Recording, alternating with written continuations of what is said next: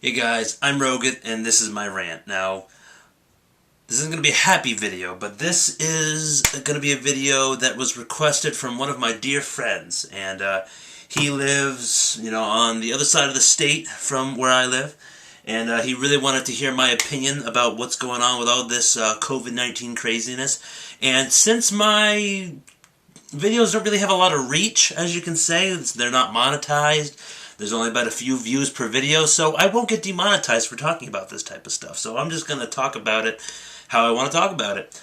And just a few disclaimers. I am in any way, shape of the word a professional. I'm not an economist. I'm not a professional businessman. I don't work in government. I'm not a politician. I'm not a doctor. And there's just a lot of things that I'm not, but I am a random guy on YouTube who makes videos. So, we believe in the diversity of thought here, and I thought I would just offer my unique, different perspective of what's going on right now. So, where it all began. So, back in December of 2019, there was a health scare in China, and a lot of people, a lot of sources, that BioLab, all those people who think it's depopulation, I don't necessarily believe that that's what's going on here. That's just not my opinion, but hey, everyone's entitled to their own. So what happened was, apparently in this animal market, someone ate a bat, and a virus mutated from that bat in that guy or girl, whoever ate the bat. I would never eat a bat, honestly. That's kind of gross, and only that type of market can exist in China. Well, I mean, I'm sure other countries have those types of markets, but yeah. So it started there. The nice communist regime, the modern communist superpower of East Asia.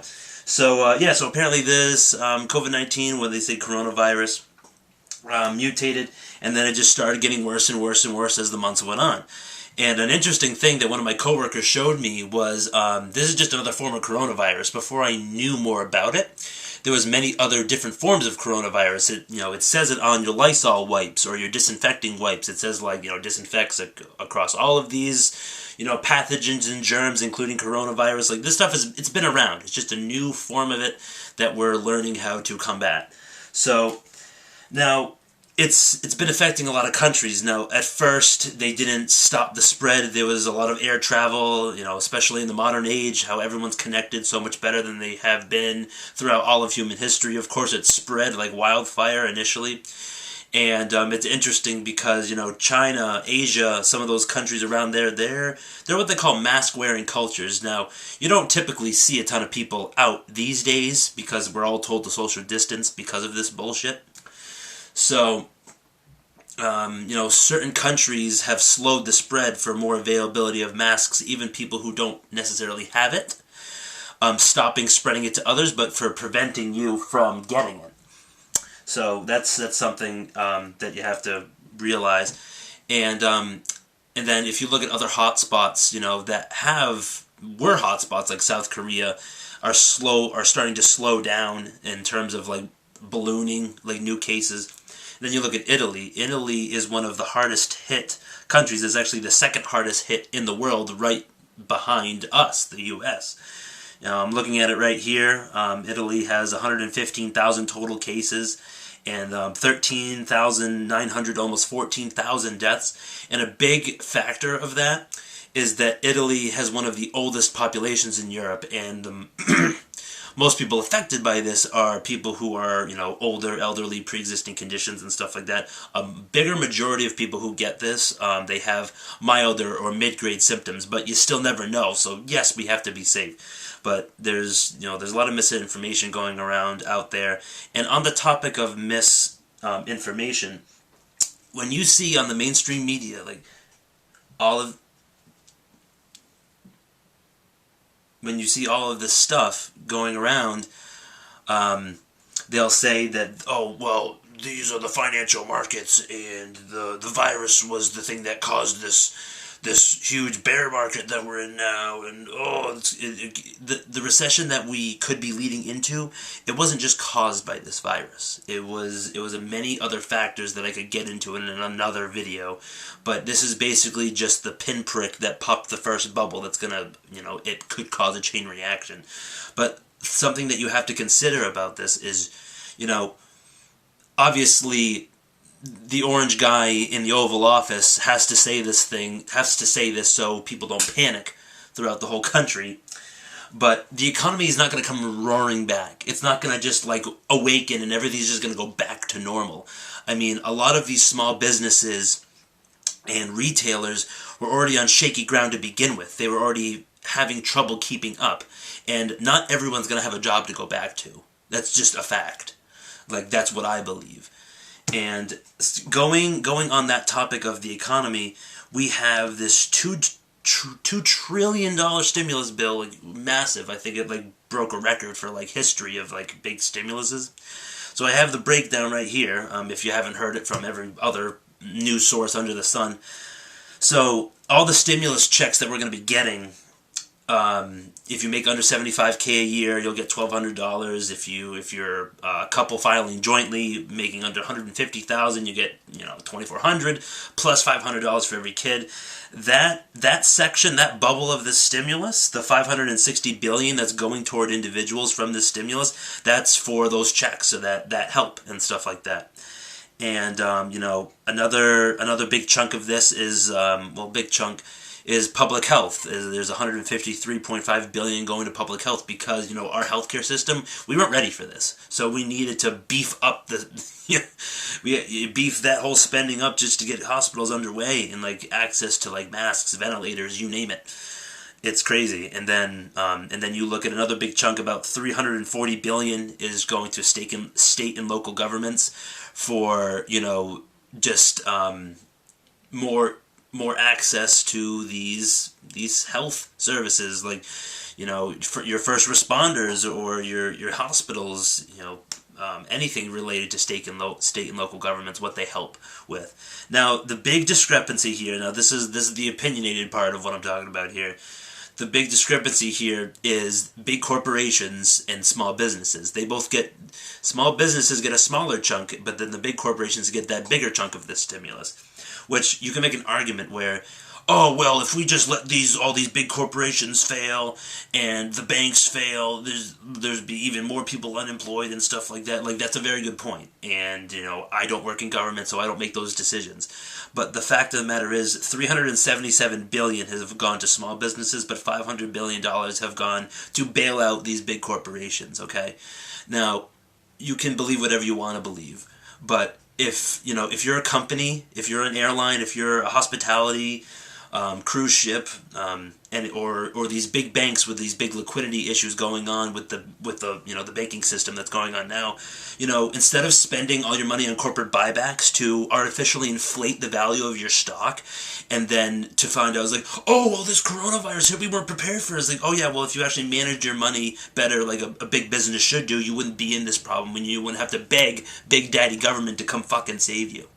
So that's my opinion. I think that small businesses should have been a bigger chunk of this stimulus bill. But hey, you can't let these too big to fail. You can't let them fail. But that's just my opinion. So going through the economy and stuff like that, we can see that oil prices, the energy sector has gone way down because apparently there was like this Middle East, Russia oil war going on, and it's driven the price of oil down per barrel. Last time I checked was a couple hours ago. It was about $25 a barrel. Yesterday it was about $19, which is a crazy. That's like it set records, honestly. And if you think about it, like, not a lot of people are traveling because of the social distancing. Not a lot of people are traveling. So you got, I just filled my car up for $192, and I bet your ass someone watching this video can say they fueled up cheaper than I did. And it's gonna help our wallets, but it's not generally good for the overall economy. And in terms of gold and silver, in the metals market, I just watched a story about there's the slowing, the increased demand for these metals. But all of the mines around the world are shutting down. They're closing up shop, and they're predicting that the metals production is going to come to a screeching halt at the end of next week, which is possible. So that's all the economy side. Dow, S&P 500, NASDAQ, all those types of things. They're up and down. They're volatile. They do whatever they want. Those markets are so detached from reality, it's ridiculous. But that's a story for another thing. So what I'll end with, this what you call opinion video, whatever you want to call it, I don't care, is just the fact of the social distancing and what it's doing to the typical person. You know, like I said, not everyone's going to have a job to come back to, and that's just a reality. And so the social distancing thing, like, you know, it upsets me. It pisses me off that I can't do anything. I can't, like, I'm not leading a normal life. I'm at home all the time. I mean, yes, I go out for walks, or I go to a convenience store, but all this disinfecting and shit like that, it's fear. And, you know, I didn't take it seriously at first. Hold on, I gotta plug in my computer. The battery's running low. So, yeah, of course I didn't like it at first, but I can't see my girlfriend, I can't see my friends, I can't, you know, my parents don't suck, but I mean, they're my parents. Like, who wants to be stuck with their parents? It's just, you know, I don't like being told that not to go out, and I know it's for the better, and that's why I'm doing it. Yeah, it's for the better and stop the spreading and stuff like that. But it's still going exponentially up, so we don't really know when this curve's going to be. You know, the orange man in the Oval Office said, like, he's extending this quarantine until the end of April. But, like, it's not just going to go back to normal May 1st, okay? It's gonna go on for longer. And then when people are finally told, like, given the green light to have society go back to normal, people are going to be reluctant. People are going to remember this. People aren't just going to, like 100% of everybody just going to go back to what they were always doing, like frivolously spending on huge drinks and nights out and expensive things they can't afford to impress people they don't care about. It's not just going to go snapping back to normal. It's just not going to. And I like to go out and do things. I don't like to stay at home and stuff like that, but I'm doing this for, you know, the betterment. But, you know, I'm at the whim of our great overlords there in Washington. You know, they don't care about you. All they care about is making their pockets deeper with, you know, that oh so bright cash money. And, you know, and it's funny, the stimulus plan didn't really get passed. Well, it got passed, but it was on a little rocky ground because the Democrats, they wanted to do stuff with it and edit it and stuff like that. But that's all they care about. They care about more money in their pockets. And what I believe is going to happen is, like, these big corporations, they just get all the passes. They can just do whatever they want.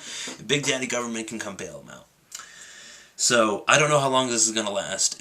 I can't make an opinion on that because I don't know. It's just going to take a long, long time.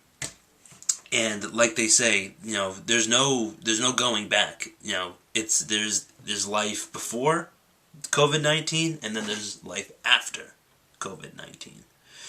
You know, it's going to be different. And, you know, my main emotion the past however long I've been in here, it's almost at the end of, like, you know, I didn't